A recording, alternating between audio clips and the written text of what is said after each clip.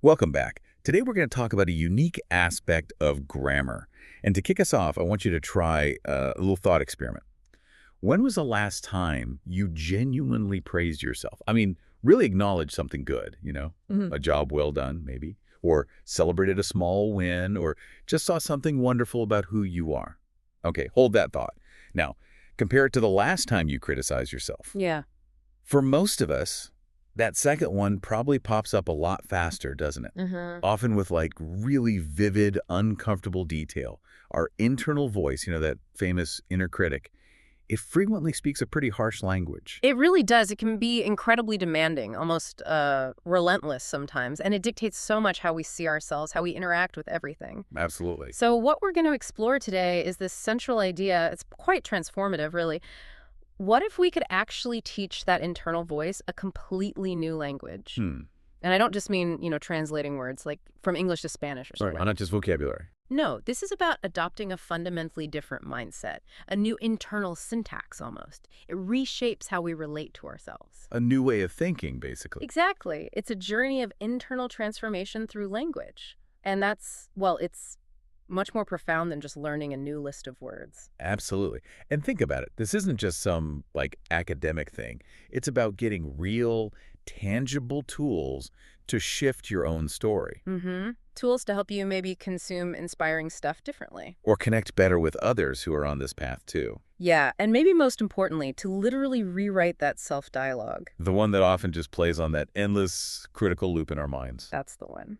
So our mission for you listening today is really an invitation to embark on this very personal linguistic journey. A journey within your own language. Precisely. We genuinely believe that learning to be, profoundly kind to yourself, that might just be the most vital lesson in fluency you could ever undertake. Yeah, that's a powerful way to put it. More than just grammar rules. It totally transcends rules on a page. It's about applying those structures, those new ways of speaking, Yeah. to the most important conversation you'll ever have, The one inside your own head. constantly unfolding. So today, we're diving into this unique aspect of grammar. Not just how we structure sentences to talk to others, but how the very grammar of our internal dialogue, how it shapes our perception of ourselves. How it influences our well-being, our resilience. Ultimately, our happiness. It's like a linguistic exploration of your own mind. Okay, I love that. Let's unpack this fascinating idea. So before we jump headfirst into the specific grammar of self-talk, you're saying we need to lay down a really solid foundation first. That's spot on. Think of it like building a house, right? Yeah. You wouldn't put up the walls before you've poured the concrete, established the bedrock. Makes sense. So for this internal language of kindness, we need the essential vocabulary first. The building blocks. Exactly.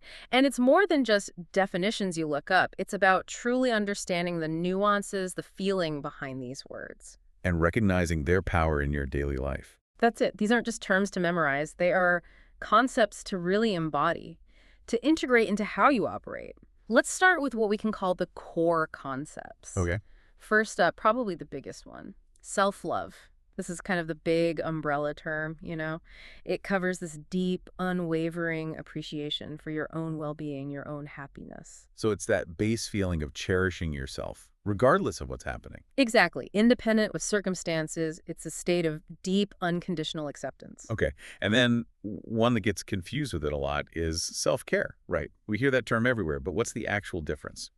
You're right. They are often used interchangeably, but the distinction is pretty crucial. Self-care is actually the actions you consciously take. Ah, the doing part. Yes, the practical application of self-love. It's about caring for your physical, mental, emotional health.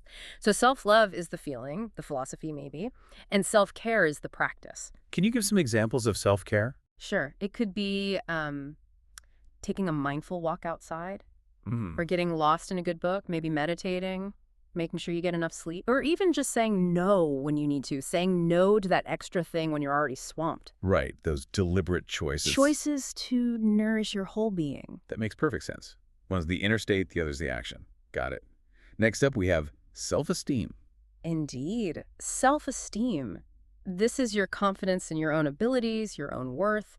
But here's the key thing. It's often linked directly to achievements. To what you do, or how well you do it. Exactly. When you succeed or get praise or hit a goal, your self-esteem usually goes up. Which feels good, obviously. Notice, it's important for confidence, but And we'll get into this more later. It can sometimes be quite fragile because it depends so much on external stuff, performance metrics. Conditional. Often, yes, which contrasts really powerfully with the next one, self-worth. Ah, yes, self-worth.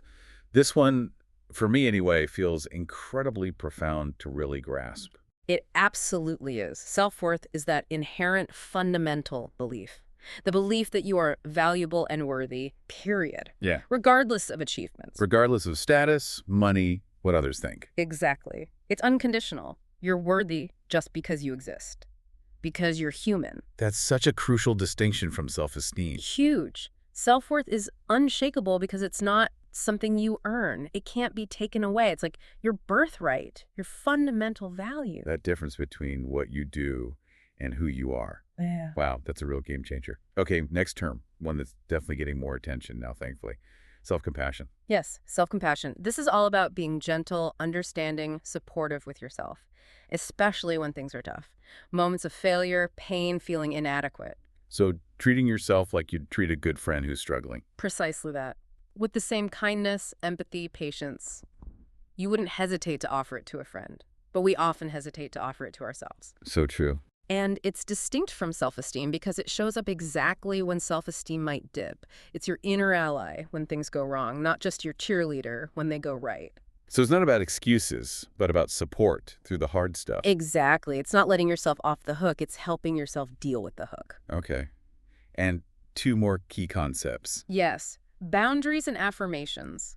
Boundaries, I often think of them like a fence. A fence around your property. That's a great analogy. Yeah, a clear, well-kept fence. It's not about aggressively keeping people out. It's about protecting what's valuable inside, your well-being. So boundaries are the rules or limits you set to protect your time, energy, emotional space. Exactly. They communicate clearly what's okay and what's not okay and how others interact with you. And affirmations. Affirmations are those positive phrases you repeat to yourself. Aloud or just in your head. Either way works. The goal is to reinforce positive beliefs about yourself. They're like mental exercises, actively working to reprogram that inner dialogue. Rewiring the brain almost. Right. You know, studies in neuroplasticity actually suggest exactly that. Consistent affirmations can literally strengthen the neural pathways for positive self-perception. It helps rewire those habitual negative thought loops. It's cognitive reframing, really. Wow, that's incredibly empowering, knowing you can actually change the wiring. Yeah. Okay, so we have these core concepts. Now let's talk action verbs. The things we actually do to practice self-love to bring these concepts to life. Precisely. These are the practical, conscious steps, the doing. So first, to value yourself. This means actively recognizing your intrinsic worth and treating yourself that way in your decisions. Yep. Then, to appreciate, acknowledging your unique qualities, your efforts, your progress, the whole journey. Not just the end result. Right. And a really big one, to forgive yourself. This is about consciously letting go of past mistakes, releasing the guilt, the shame that sticks around. Oh, that's a tough one for so many people, isn't it? Mm. It feels way easier to forgive others than ourselves sometimes. Right. Like we hold ourselves to a harsher standard. It really is tough, and it's such a profound act of liberation when you can do it. It frees up so much emotional energy. Okay, what else? To prioritize. This means intentionally putting your well-being first. Choosing what honors your needs over, constant external demands or people-pleasing. Mm-hmm. Then, to nourish. And this isn't just food, though that's part of it. It's feeding your body and mind positively. Wholesome meals, yes, but also enriching content, good sleep, supportive people. Feeding the whole system. Exactly. To embrace. This means accepting your imperfections, embracing your true, authentic self, flaws and all, knowing they're part of what makes you unique. Accepting the whole package. Yes. And finally, to set boundaries, which Yeah. we touched on. Actively communicating and upholding your limits. Protecting your peace and energy. Clearly. Kindly. These are such active verbs, aren't they? They really imply agency, intention. It paints a picture of someone really engaged in their own well-being. Okay, moving on to powerful adjectives. Words describing who we are, who we can be. Yes, these shape your self-perception at a really fundamental level. Think about what it feels like to truly identify with these. First, worthy. Meaning you inherently deserve good things just because you exist. Not because you earned it. No, it's intrinsic, your Right. birthright, your non-negotiable value. Then, enough. This is a huge one. It means you are sufficient, just as you are. right now. Without needing to change or add anything. Exactly, without needing anything else to qualify for love or acceptance. So many of us feel not enough. Gosh, yeah, that feeling of enough, when you really internalize it, it's such a relief, isn't it? Like dropping a massive weight you didn't even know you were carrying. It truly is. Then, deserving. Similar to worthy, but maybe emphasizes that you merit good things. Kindness, respect, happiness. Because of who you are, you're entitled to them. As a basic human right? Yes. Resilient, meaning you have that inner strength, the ability to bounce back from challenges, to recover, adapt, seeing setbacks as temporary bumps, not dead ends. Confident. That deep trust in yourself, your abilities, your judgment. Yes, knowing you can handle what life throws at you. And capable, having the inherent ability to achieve things, to learn, to grow, navigate life effectively. Wow. Just hearing those words, thinking about the feeling behind them, Yeah. it really does feel like building a new vocabulary for the soul, a lexicon of liberation, as you said. Mm-hmm. So this foundational vocabulary, concepts, verbs, adjectives, these are the building blocks. They are the fundamental toolkit for reshaping that internal dialogue. They give us the raw materials to start speaking to ourselves differently, more supportively. More kindly. Precisely. Without these terms clear in our minds, it's really hard to construct the new kind of internal sentences we're aiming for.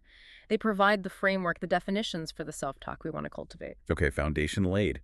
Now, this is where it gets really interesting, I think. We're diving into the actual grammar of self-talk. It's not just what we say, but how we say it to ourselves, the structure. Exactly. This is where we looked beyond individual words to how they're arranged, the syntax, and how that structure creates meaning, and how that meaning impacts our inner world. The architecture of self-acceptance, you called it. That's right. Let's start with a big one, the imperative. Okay, the imperative form. Mhm. In grammar, that's used for commands, right? Orders. Yes, direct commands. And our inner critic. Oh boy, does it love using the imperative negative. I can already hear it. Don't be so stupid. Exactly. Or work harder, get over it, stop being lazy. These are direct, often aggressive commands it throws at us. And they make you feel, what, guilty, shamed, pressured. All of the above, instantly. Leaving us feeling inadequate, like we're always failing some impossible standard. The hidden message is always, you're not okay as you are, you should be different. And it creates this feeling of being constantly ordered around, does it? Like a drill sergeant lives in your head, but it's you. You can't escape it. Exactly. It's incredibly disempowering. But here's the amazing shift. The voice of self-love can also use the imperative, but gently, So? as an invitation for well-being, not a harsh demand. So instead of, don't be so stupid, it becomes, be kind to yourself. Yeah. Instead of, work harder, you lazy slob, it's rest when you need to, or nourish your body. Or maybe the most powerful one, forgive yourself. Wow. Same grammatical form, totally different intention and impact. Like someone yelling, run, in panic, versus someone gently saying, run for fun. Exactly. It shifts from commands demanding perfection and self-punishment to compassionate invitations for self-care, self-acceptance, inner healing. The focus moves from what you must do for external validation to what you can do for your own inner peace. It's liberating. It truly is. So for you listening, think about it.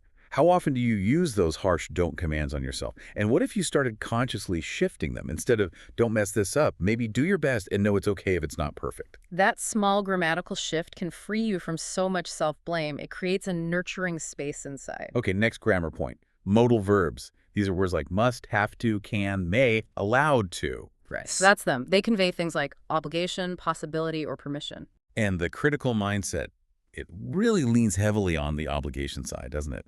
Loves to box us in. Oh, absolutely. The critic thrives on must and have to. It's the language of rigid rules, impossible expectations. Like what? Give me an example. Okay, like, I must be perfect in everything I do, or I have to please everyone all the time. Ugh, yeah. That feels heavy just hearing it. Right. These internal rules create this huge burden, this crushing feeling of being trapped by self-imposed pressure. It implies there's no alternative, no choice, no way out of this prison you've built. And then when you inevitably fall short, because who is perfect? Who can please everyone? The shame and guilt just come crashing down. It's a setup for failure. Precisely. The feeling is one of constriction, no room for error, no space for being human, but the language of self-love flips this completely. It uses modals to grant permission, to open up possibilities. So instead of I must be perfect, It becomes a liberating, I can rest when I need to, or It's okay, I'm allowed to make mistakes. Allowed to. That feels so different, like unlocking a door. Doesn't it? Instead of I have to please everyone, it's I can say no to protect my energy. It feels like taking a deep breath after being squeezed, shifting from compulsion to choice. It genuinely is. This small grammatical shift empowers self-acceptance, reduces that internal pressure, and creates space for growth, not self-condemnation. It acknowledges your right to choose what serves you, including being imperfect, resting, saying no, inner autonomy. So I have to ask for everyone listening, how many of your self-imposed rules, those internal musts and have-tos, how many could be reframed as permissions? What if you started saying, I can, or I'm allowed to, instead?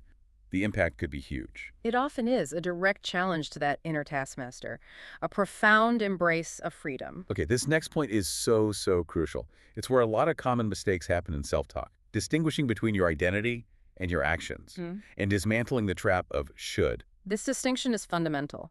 Our language can either define our entire identity by one event, or it can wisely separate identity from action. Fusing them is where the damage happens. Okay, so the first common mistake, I am a failure. Hmm. We hear that a lot internally. Why is that so bad?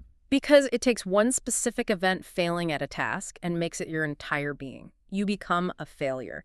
It strips away everything else about you, successes, qualities, potential. It defines you by the mistake. Exactly. It's like saying because one brick in a house is cracked, the whole house is condemned.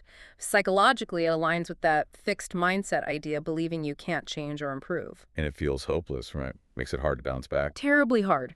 You internalize it as who you are, but the compassionate dialogue shifts that dramatically. How? What's the alternative phrasing? Instead, you'd consciously say, I failed at this one task. Hear the difference. Huge difference. I failed versus I am. Yes, it separates identity a day, I, from the action.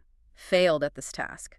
Failure becomes an event, an incident, not who you are. You experienced a failure. It's the difference between being and doing. That's the core of it, and that distinction opens the door to learning, adapting, moving on, instead of being paralyzed by this label of failure. That's really powerful. Okay. Second common mistake. I should be better. Should feels like the inner critic's absolute favorite word. Oh, it absolutely is. Should is the weapon of choice for guilt, comparison, self-condemnation. Think about it. I should have known better. I should be further along by now.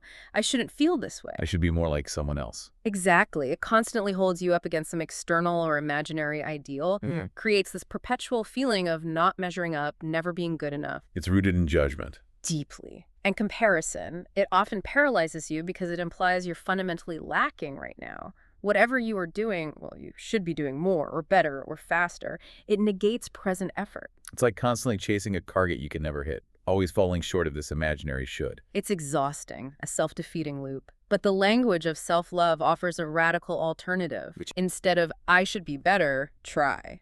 I am doing the best I can, and I am learning. Present tense. Focus on effort and learning. Precisely. You swap the judgmental should for an affirmation about your genuine effort and your process. It's an act of self-compassion.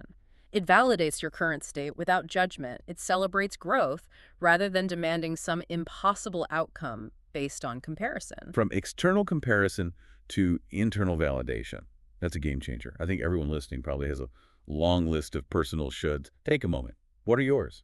And what if you started reframing them? Instead of, I should exercise more, maybe I'm learning to incorporate movement I enjoy into my life. The relief can be immense. It frees up so much mental energy previously lost to guilt and self-criticism. Okay, we've got the vocabulary, we're grasping the grammar. Now, putting it into practice, moving from understanding to actively using this language. Let's start with affirmations. Right. Affirmations are so powerful because they help reprogram the brain's default settings. They're present tense phrases spoken aloud or mentally that actively override those negative thought patterns and reinforce positive beliefs. And consistency is key, right? Like exercise. Exactly like exercise. Repetition strengthens those positive neural pathways. It's active cognitive restructuring. Yeah. Let's share some powerful ones. And if you're listening, try mentally repeating them. Feel the words. Okay, first, I am enough. Just sit with that. I am enough. Powerful in its simplicity. Next, I'm worthy of love and respect. Acknowledging your inherent value. Unconditionally worthy. I embrace my imperfections, accepting all parts of yourself. Knowing they make you unique. I forgive myself for my past mistakes, releasing that burden. Letting go of the guilt. I am proud of the person I am becoming, celebrating the journey. You're not just focusing on the destination. And a great one against perfectionism. My best is good enough. These aren't just nice words. Practiced consistently, they literally help rewire your brain. Neuroplasticity in action. They shift your focus from perceived lack to inherent possession and capability. Okay, now for something that feels like a huge act of self-love, but often feels really hard, setting boundaries. We worry so much about being rude or letting people down. Absolutely. But setting boundaries doesn't have to be harsh or defensive.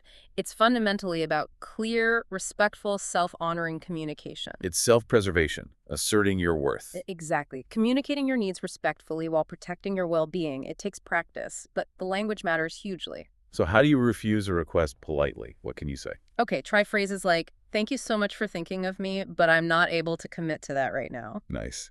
Gracious but clear. Or, "I genuinely appreciate the offer, but I'll have to pass this time." Simple, direct, no lengthy excuses needed. Definitely not. Over-explaining often signals guilt or opens the door for negotiation. Brevity, clarity, kindness are key. Okay. And what about protecting your time and energy? Framing it as prioritizing your well-being works well. You could say, "I need to prioritize my well-being tonight, so I won't be able to join." Owning your need for self-care. Yes. Or if it's an emotionally taxing conversation you're not up for, "I don't have the emotional capacity or bandwidth for this right now." Ooh, that's a good one. It clearly states your limit without blaming the other person. Exactly. These phrases are clear, kind, firm. They focus on your needs without apology. They respect you, and they teach others how to respect your limits too. Fosters healthier relationships. Okay, we've talked a lot about self-love concepts. Right. Let's revisit two that often get tangled. Self-esteem and self-compassion. You mentioned the distinction is vital. Let's dive deeper into that because it feels really important. It's critical. People use them interchangeably, but they're fundamentally different. Understanding this changes how you handle life's bumps.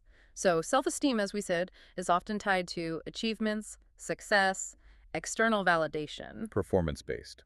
Like a report card for your worth. Pretty much. We feel good when we succeed, get praised, meet standards. But what happens when we don't? When Yeah. we make a mistake, face a setback. Exactly. That's the fragility of self-esteem. When you fail or face criticism, it can plummet. It's like a roller coaster, up with success, down with failure. Creates anxiety because it's contingent on things outside your full control. You end up constantly chasing the next win to feel good. Exhausting. Totally. So if self-esteem is conditional, dependent on performance, how is self-compassion different? Self-compassion operates totally differently. It does not depend on results or performance, It's the consistent practice of being a truly good, supportive friend to yourself, especially when things are hard. especially then. During failure, pain, inadequacy, treating yourself with the same kindness, understanding, patience you'd give a dear friend. Extending that empathy inwards. Precisely. It's about kindness even when you failed, or feel less than perfect, or are just struggling. And crucially, it's not self-pity. It's not making excuses. What is it then? It's recognizing our shared humanity. Everyone messes up. Everyone suckers. Everyone feels inadequate sometimes. Self-compassion acknowledges this universal experience and offers comfort, not harsh judgment. Ah, so it removes that feeling of isolation, like I'm the only one this bad? Yes, it normalizes struggle. It says, "This is hard, I'm hurting, and that's okay." The language is less, "I am great," which can be fragile, and more, "It's okay, I'm here for myself," an inner embrace. An emotional safe harbor. I like that. So what are some phrases we can use to actively practice this self-compassion? Okay, first, simply acknowledging. This is a difficult moment. Recognizes pain without judgment. Just stating the reality. Yes. Then a really liberating one.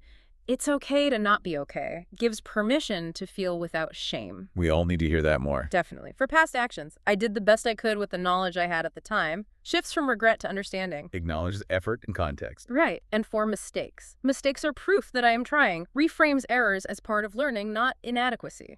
These phrases really help normalize struggle, foster inner support, shift from blame to understanding. It's about consciously choosing to be your own compassionate companion, not your harshest critic. And that builds real lasting resilience. Absolutely. The kind that weathers life's storms. Okay, we've covered vocabulary, grammar, phrases. But understanding isn't enough, is it? Applying it, weaving it into real-life internal thoughts, external conversations, that's where the change happens. Exactly. Theory meets practice. Let's make it tangible. See the impact of these shifts. Let's start with an internal dialogue scenario. Classic one. You make a significant mistake at work. Feels awful. The critical dialogue before, it probably sounds like this, right? You idiot. How could you mess that up? So stupid. Everyone's going to think you're incompetent. You should have known better. Woo! Yeah, you can feel the weight of that.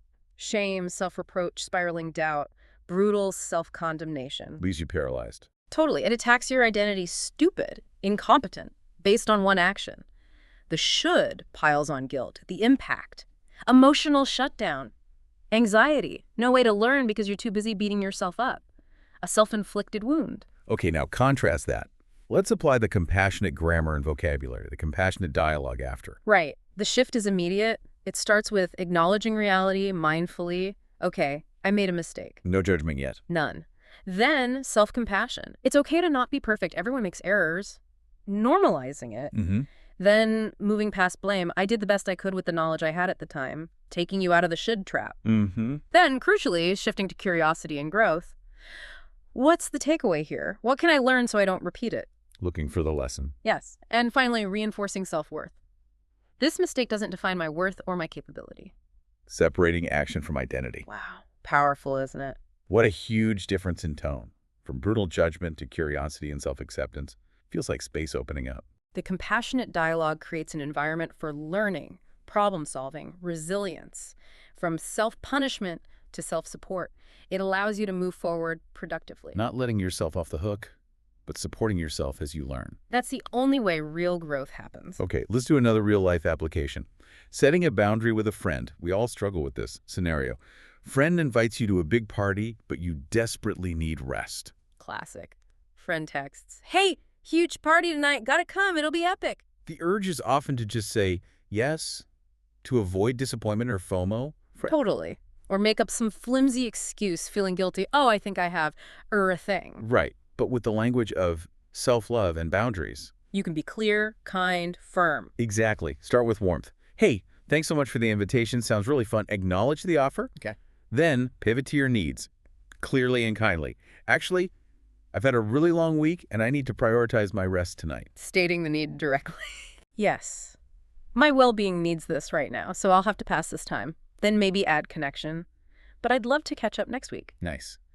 Gracious refusal, clear needs stated, proactive offer for connection later. Not just a blunt no. Exactly. It's no for now because of my needs, but yes to our friendship.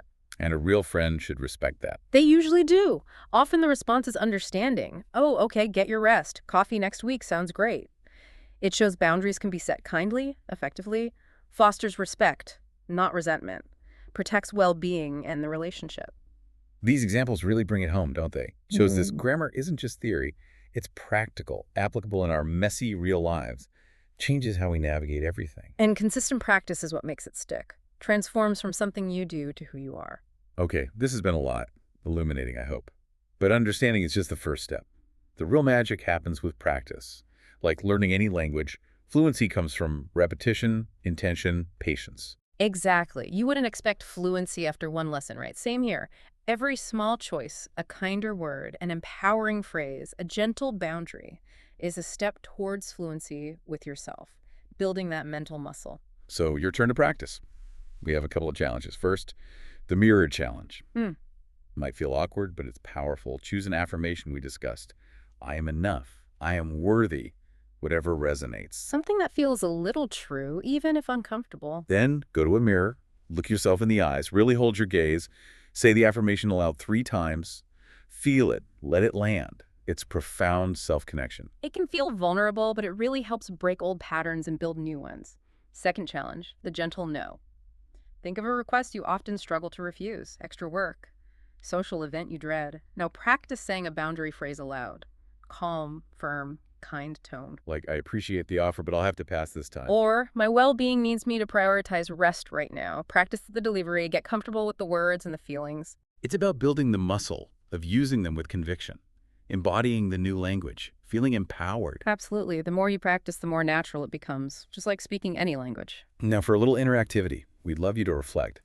What affirmation we talked about today resonated most with you? And maybe more immediately, what's one small act of self-care you can practice today?